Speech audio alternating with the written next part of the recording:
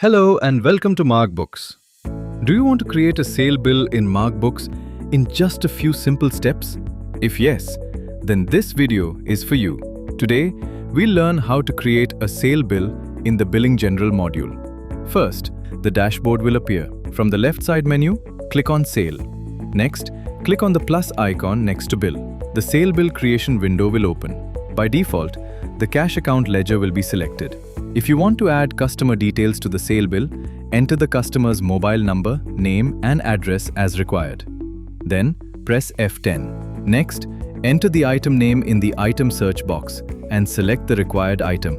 After selecting the item, enter the quantity, sale rate, discount, and any other required details. If the bill contains multiple items, repeat the same process to add the remaining items.